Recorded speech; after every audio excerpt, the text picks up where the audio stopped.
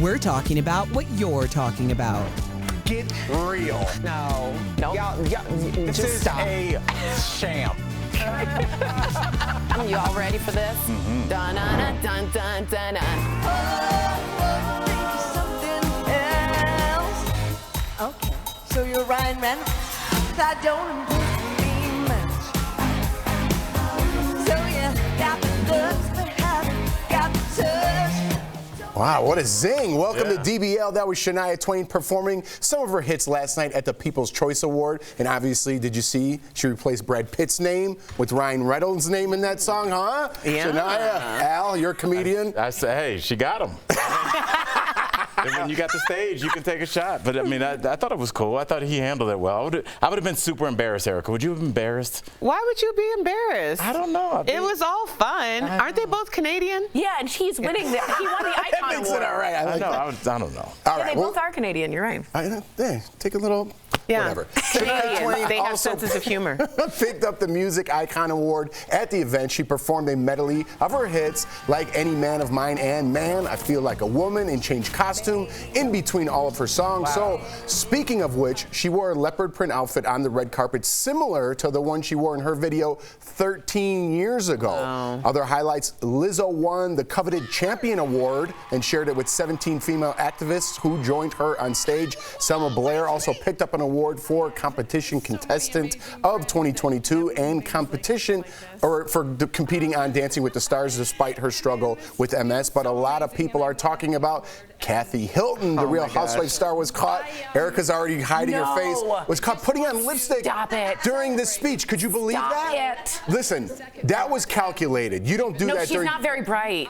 Really? No, she's not. No, I say that in it. She says that about her. Like, she's not. I think she didn't know the camera was on. I don't think she was. You didn't know the camera was on? I don't think so. I think when we say someone's not bright, it implies that she's stupid, and I don't think she's stupid. No, I think that that's what I got from it. I think that sometimes she can be unaware of her surroundings. My question is, so had this been during any other speech and it wasn't as, because Mariska Hargitay was saying something pretty important at that time about alluding to Roe v. Wade, I believe, and that's when we get that shot. So is it the responsibility of the cameraman to zoom in on Mariska and not have the I'm just asking. How dare I'm not you? I'm just asking. Is it the cameraman's responsibility? It's the director's responsibility. Oh, there you go. It's on Chris over there. Okay. There you go. I was Everyone's just passing asking. the I mean, buck. clearly, y'all do an amazing job here. Look at how quick all of that just happened. Yeah, see? We know But what's they up. need to hire y'all. Meanwhile, Al was putting on lipstick, no one noticed. Honestly, like, to go behind the curtain for a second, sometimes I go back when we watch the show and I'm like, we do a live show. People think this is scripted, it is not, and I'm in shock at how the directors move was wonderful. shots from people. It's really impressive. But I would think whenever somebody's speaking, and that you know that there is a camera on them, wouldn't you just assume that there's a wide shot going on as well? I mean, what are they zoomed into her eyeball? She doesn't know she's gonna be seen. Agreed, but on the show they said like something like hunky dory, and she's like, I'm not feeling hunky dory, and she's like, who's hunky dory? Like she is like me, a bit ditzy. But you don't You're have not camera a lot. ditzy. I think she's I know, but I think she's unaware. I don't think she has the awareness that the camera was on her. I was just shocked that anybody would have a purse. Like, you don't have a purse to walk the red carpet. It's a big no-no to have a purse. Like, to go on stage with a purse? That is weird. Like, that was strange. I don't know. I think it was calculated and she tried to steal the moment. That's what I think, to be honest with you. I have to go to the bathroom sometimes during the show. I don't just go. You know what I mean? Like, thank God. Yeah. I was going to ask if anybody had any conspiracy theories about this because No, I mean, if you are trying to distract from somebody that you She's not malicious. I don't think it was malicious, but sometimes people like the camera on them, and people might do it. I don't know any kind of dynamic between these two, but I was wondering if anybody thought that there was. There's no dynamic between the two of them. Now, what the real tea is the fact that she appeared there as a cast member of The Real Housewives of Beverly Hills, and the speculation has been that she isn't returning for next season because she gave Bravo an ultimatum. Either Lisa Rinna and Erica Jane go, or I go. So the fact that she was there as a group might indicate that she might have changed her mind. Wow. I thought we were out of rooms and Erica opened another door. Oh, always. Yeah, She's got the always. trap doors in everywhere. Erica's Real Housewife mansion. I love it. I love it. All right, guys, we're going to continue our conversation about Amy Robach and James, or TJ Holmes. I say that right now? Yep. Because I was saying Robach. Me too. I was as well. I felt bad. Bach? Bach. Okay, we're going to give her due. So the two anchors were taken off air. Well, who cares? We don't have to know. She's fired. I'm just kidding. After their romantic relationship went public, a reputation management consultant who appeared on Fox News Digital says he expects that the two are finished at the network because it's owned by Disney and the company needs to uphold certain moral standards of how people conduct themselves. Meantime, Don Lemon says they should return to the show and hopes he can see TJ in person so he could give him a hug, and said we should offer people grace in these situations until we know all the facts. Well, Big Don, I wish we did that with everything that happened all the time, right? Not in just this situation, but what do you think, Erica? Do you think they should be removed off air permanently? No. Yeah, I'm kind of with you here. I mean, I was for them staying on the whole time. Yeah, not at all. I think that they're just another representation of how things go down in America or in the world. It's just a different way for things to happen. What do you mean by that? People are married. They decide that they no longer want to be with their spouses. There's some mix in between a divorce and someone moving on with their life. And this is very normal. Like, if you're saying that to watch morning television is a reflection of America, then this is another reflection. Now, people might have judgments about it because everybody wants things to be so clean. Right. But it's interesting in a world where nothing is black and white that we want to make this black and white and punish them for it, as if every single person out there, you're essentially telling about at least a quarter of your population, like, you should be punished for how you live your life. But what about a network that wants to support quote-unquote good moral values? Does Disney have a point at all? I don't even know if it's moral values. You know me, Jeff. I just follow the money. And you know, Erica, you're saying that it's not black and white, it's nuanced, which I totally agree with, and I think that's the problem, Tori. The fact that it's nuanced, it's like if we go down this road, well, TJ had been separated, and you know, Amy, this was her situation. Well, now don't you have to do that for every situation going forward? And I don't think networks have the time nor the economic resources to, well, I want to date this person, but they're a lighting engineer and I'm a sound engineer, so I don't know who's hiring that. Like, I don't think that they have time to do that. I don't think there's an epidemic of people trying to date each other. You don't think if you remove those elements that people wouldn't start dating in the workplace? Well, I come back with you, and I understand it's Disney. I feel that. Right. But the problem is they themselves, ABC, yesterday, said they did nothing wrong. Right. They violated Exactly. no company policy. So if you're doing nothing wrong, why in the script does it say wrongdoing?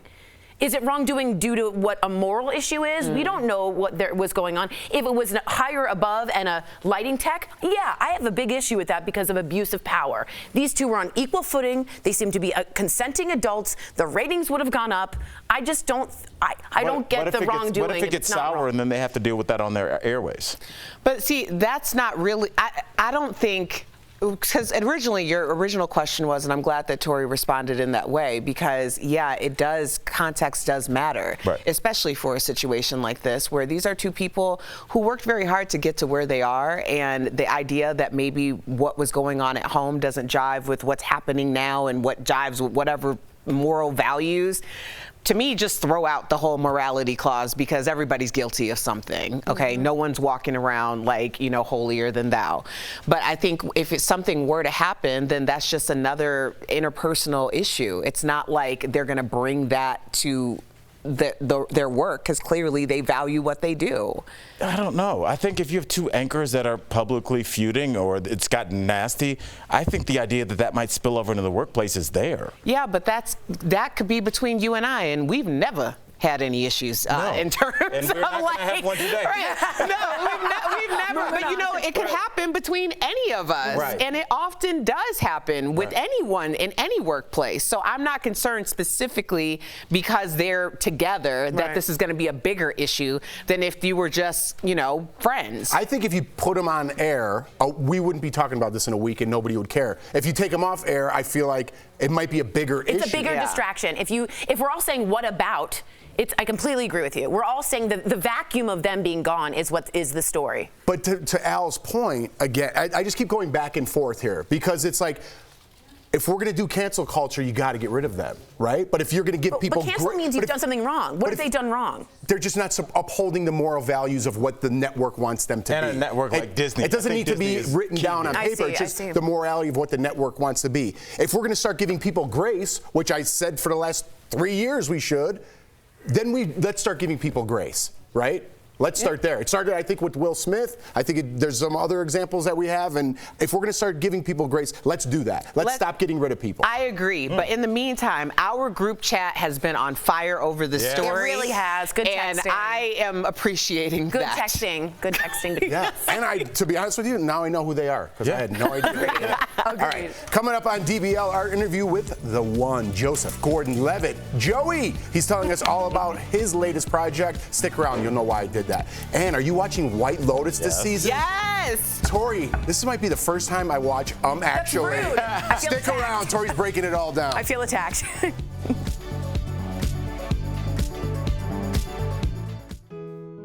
It's happy holiday season time. From our DBL family to yours, we want to wish you a happy holiday season. A happy holiday season. Tie everything up. Dude, We're talking Oh, we're talking about White Lotus.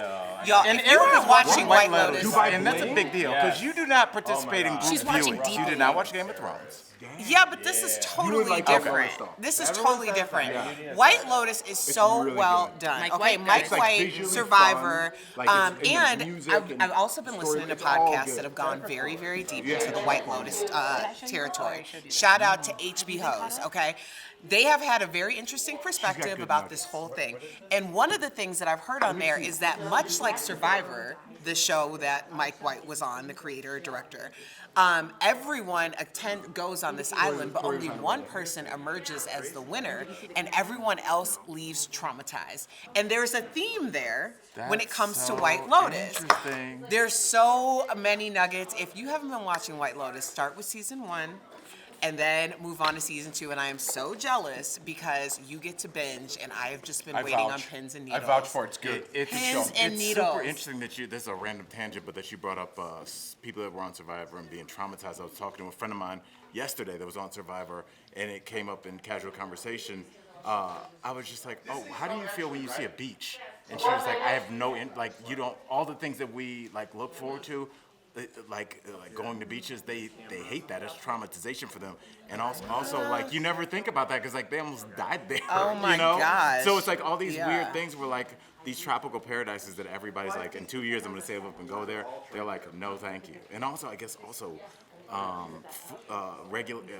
changing your eating habits because you tend to squirrel away food on the island, and so when you get back to regular life, not just consuming everything because your brain is set to eat everything because you don't know where you're gonna eat it. It's really interesting. Can we play it? I just want to see it. It's good, Tor, but I panicked. I ripped my headphones off because I got worried. I was like, Chris, is this gonna spoil?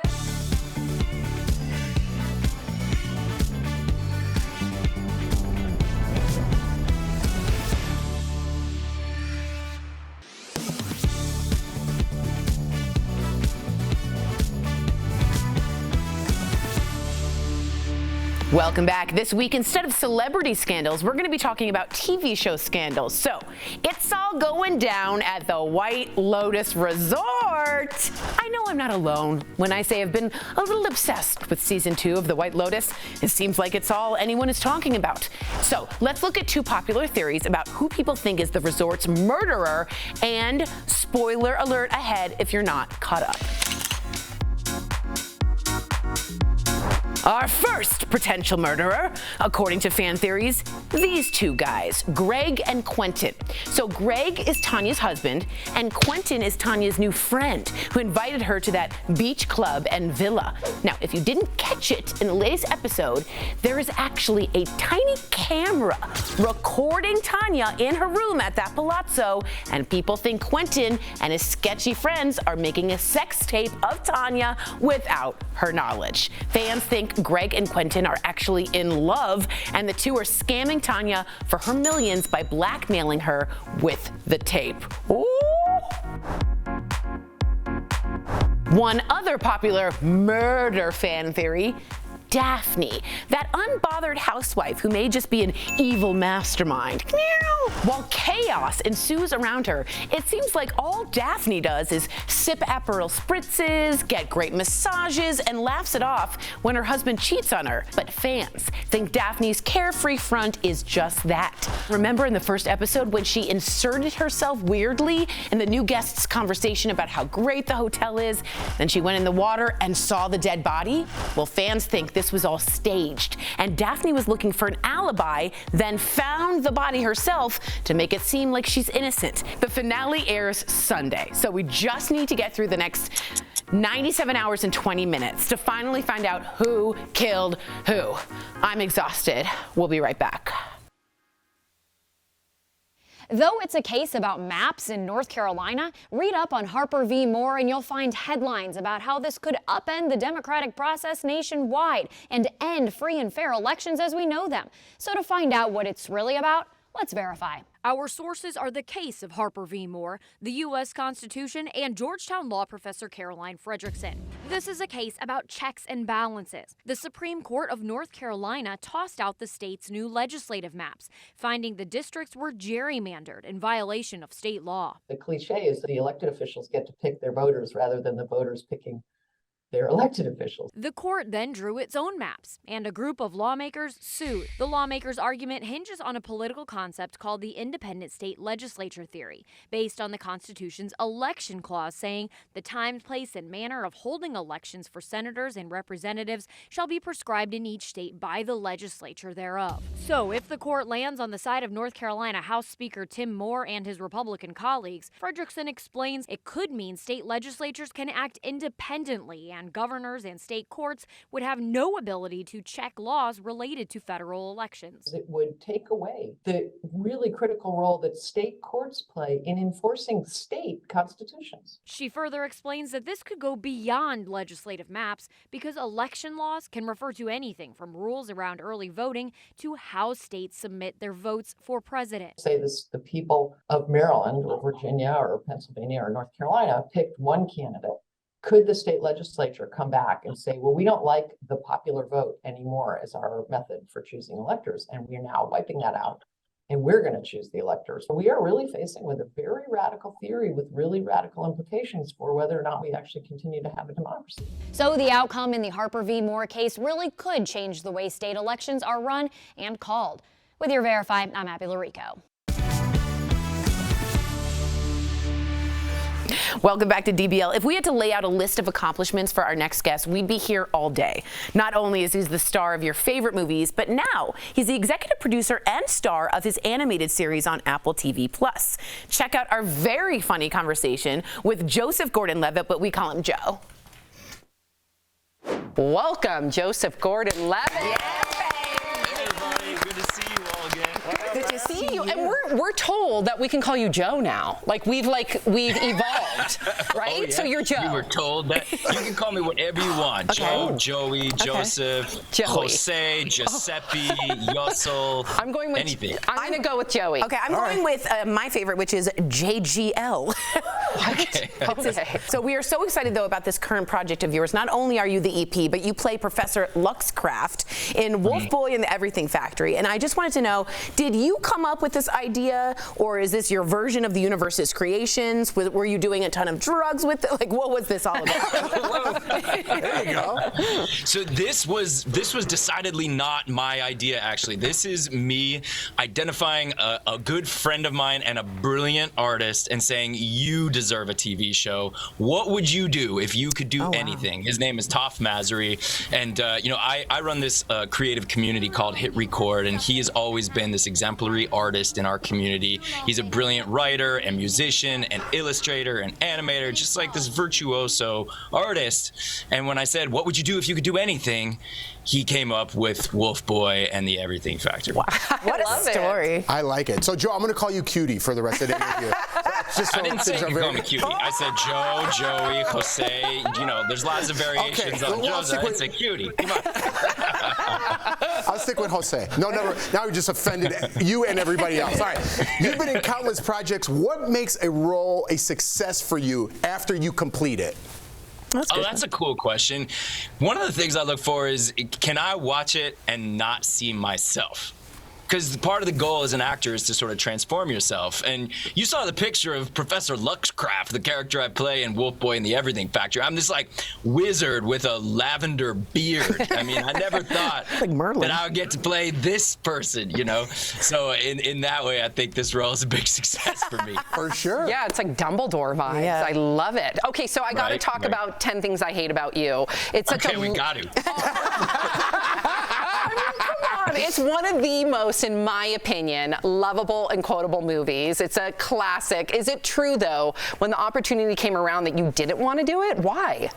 It is true. When I was 17 years old, when that movie came around, like all I wanted to do was act in Sundance movies. Yeah. You know, I've been on a sitcom for years, and I just wanted to do more serious, whatever that means, serious things. And 10 Things I Hate About You came around. And I was like, this isn't what I want to do. And folks were like, yeah, but it's a pretty good version of what it is. And I was like, I don't care. I don't want to do it. And I went kicking and screaming, to be totally honest. And boy, was I wrong. Your movies are the kind of movies that make you feel different. Like you feel like your senses are different after you watch them. And I wonder, how does this affect you? Like, which movie of yours do you think manipulates the senses the most for the viewer? Which movie do you think most people get into? Wow, I love the manipulates the senses. Yeah. That's a really cool way to put it. I mean, okay, I am going to, this isn't just a stock answer. I do think Wolf Boy and the Everything Factory has a certain kind of psychedelic appeal that reminds me of what you're talking about with manipulating the senses. I mean, look, it's a movie for children. I think children are in touch with their senses in a way that some of us adults have forgotten. And, you know, I'm a dad, and hanging out with my kids and just going to Storyland and playing with our imaginations, it's one of the greatest joys in my life. It's something that we don't do enough as adults, I think. And that's, I think, why this show is something we always wanted it to be, something that kids would like watching, and also their parents and adults would want to watch it with them. I think a lot of stuff that's made for kids nowadays is frankly just annoying. Yeah. It's so hyper stimulating and kind of over the top, and like I cringe when I see it, and I'm worried about a generation of kids that's raised on these kind of hyper shows. And Wolf Boy is something that I think, it's not shrill like that. It's not hyper. It's beautiful, and it's sincere, and it's made from somebody who's, like I said, Toph, who's the creator of it, and all of us who are supporting him are people who love the child inside and want to find that in ourselves. We appreciate you, Joe. We love having you here. And to our viewers, get excited because all 10 episodes of Wolf Boy and the Everything Factory Season 2 are available to stream now on Apple TV+. And make sure you check out the creative community on hitrecord.org. It's so good. We'll be right back. Bye, Jose. Thank you. Bye, JGL. Bye-bye. Bye, cutie. Come back.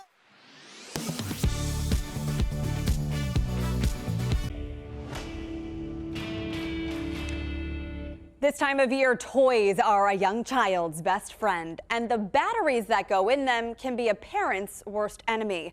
The National Capital Poison Control Center reports more than 3,500 people swallow button batteries every year in the U.S., a 78% increase since data collection started in 1985. The majority of cases involve children younger than 6, and data shows the incidents tend to spike soon after the holidays. So let's verify this common claim. If your child swallows a battery, you should give him or her honey on the way to the hospital. It could save your little one's life. Is that true? Our sources are the National Capital Poison Control Center, the National Safety Council, and Dr. Ross Keener, Director of Pediatric Emergency Department at Cone Health. So honey is very helpful. It helps coat the battery and helps decrease the charge that's causing that burn. So if we can give honey, and you know it's a button battery, honey is the best thing to give.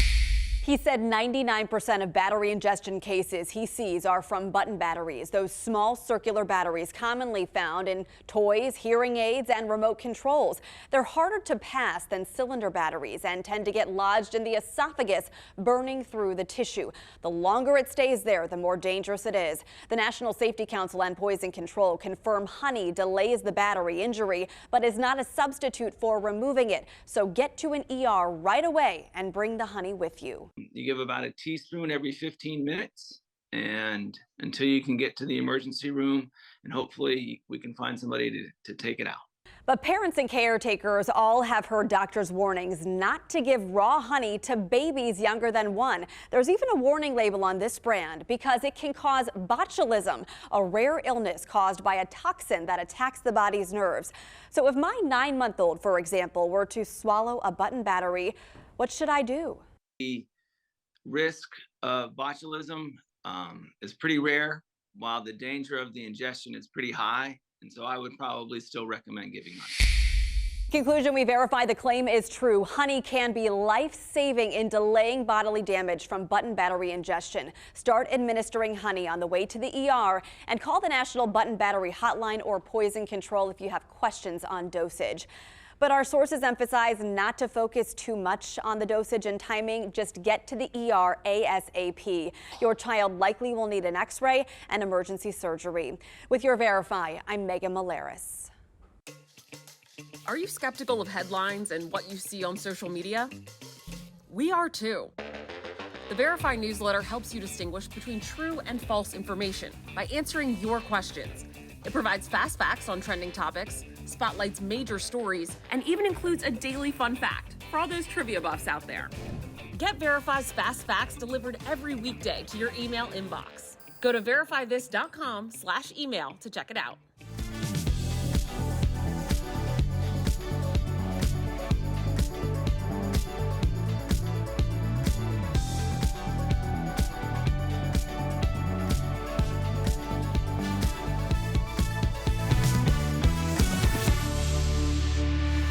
Welcome back. 2023 is almost here. I can't believe it. And it's time to get ahead of your health for the new year. 2023 Medicare Advantage enrollment starts now, and you can review all of your benefits with Medicare Advantage advisors. Now is the time to call for your free Medicare benefits review. You won't get additional benefits automatically, so many Americans already on Medicare may not have a plan with all the benefits accessible to them. But now you can make sure you have a plan that works best for a healthy 2023. So contact Medicare Advantage advisors today. The benefits review is free. Call 1-800-416-4307. Make sure you do that. Very important. You know what else is important? Actually. Oh, well done. Thank you so much. Thank you. time First time a compliment. We have 30 seconds. Okay, I'm just saying, if you haven't watched it, it's a really good dive in a deep mystery. Into White Lotus. Yeah, White Lotus. It's a really good deep dive, and we all are enjoying it. Yeah. First time I think the whole panel is watching a show together. And Erica's decided to join us now. Oh, please. I was on White Lotus before any of y'all. I think. Know where you sing Game of Thrones. And if you're on $18.99, get out before it gets terrible. It's we'll see bad. tomorrow.